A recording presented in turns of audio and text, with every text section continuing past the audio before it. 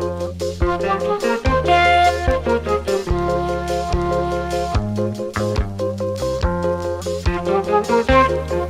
go. Hey, ladies and gentlemen, thank you for tuning in. This is The Rise, otherwise known as Rise Media. This is your host, Johnny Cruz speaking. I love acting like I'm on a AM radio station, or I don't know what else is there. But this is the first of many podcasts. This is a brand new series that I'm starting, and it's mostly to start a dialogue. A lot of things happen in our society, and a lot of people don't have the voice to talk about those things. So today, I wanted to discuss something fun, something lighthearted. I don't care too much, for diving into the politics or anything of that nature. So today, I wanted to discuss Mumble Rap. Mumble Rap. Y'all, if you know what I mean. So, who are the first people you think of when you hear the term Mumble Rap? Okay. A lot of times I see the memes. We all see the memes on Facebook, the posts. We see the Uzis, the Yachties, the Cardis, the Blacks, the Kodak Blacks. We see them all. So, is Mumble Rap really ruining hip-hop? I see that comment a lot. Hip-hop is dead. Mumble Rap is ruining hip-hop. These new rappers are killing hip-hop and its legacy. Is that true? Today I want to dive a little bit in depth about that and what this all means. So, you have your J. Cole's, your Kendricks, of course. They're very lyrical. In fact, they possess a very unique skill. The ability to make you feel, right? They make you feel with their words, their lyrics, their sounds, their vibe, right? Let's go over to Mumble Rap. I am willing to put almost everything on the line.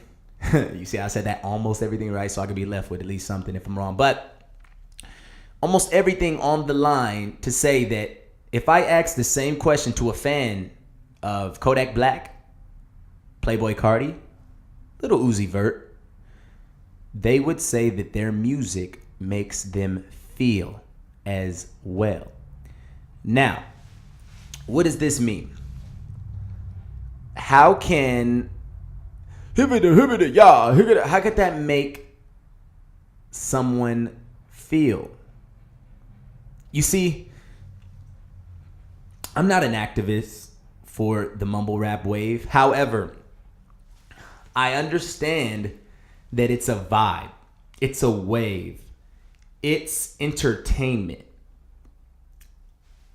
A lot of the times, these guys can carry a show or a concert 10 times better than the artists that are lyrical. Now there are artists that can do both. Of course, I've been to a Logic concert and he was pretty hype. He owned the crowd, and he had a lot of Logic is he breathes lyricism. So case in point for both sides. A lot of time on the lyrical side, like I said, you'll hear the mumble rappers are ruining hip hop. Their new trends, their clothes, their fashion. It's horrible. It's terrible. It's horrible. Now on the mumble rap side, you'll hear, why do you take music so serious? Why does